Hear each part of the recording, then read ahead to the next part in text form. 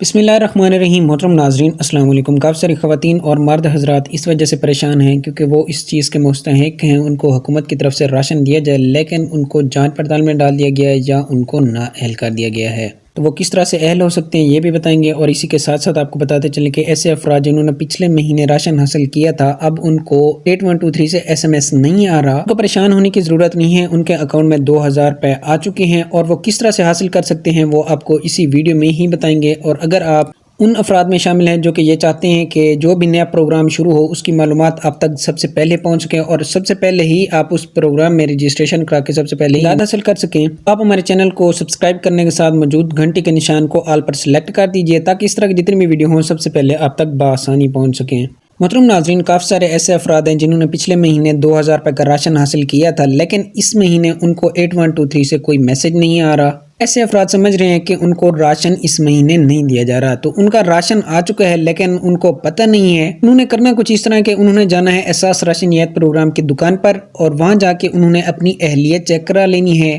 کافی سارے ایسے افراد ہیں جن کو میسج نہیں آیا تھا لیکن ان کا راشن آ چکا تھا، جب وہ دکان پر گئے ہیں اور انہوں نے اپنی اہلیت چیک کرائی ہے تو ان کا راشن آ چکا تھا اور انہوں نے راشن بھی حاصل کر لیا ہے۔ ایسے افراد جو کہ نااہل کر دیے گئے تھے یا جانچ پڑتال میں ہیں تو حکومت کی طرف سے یہ بھی بات سننے میں آئی ہے کہ ایسے افراد کو 15 مارچ سے پہلے ہی جانچ پڑتال میں سے نکال لیا جائے گا اور وہ بھی راشن حاصل کر سکیں گے۔ تو ویڈیو یہیں تک تھی، ویڈیو پسند ہے تو لائک کر دیں اور چینل کر دیں سبسکرائب۔ ملتے ہیں نیکسٹ ویڈیو میں، تب تک کے لیے اللہ حافظ۔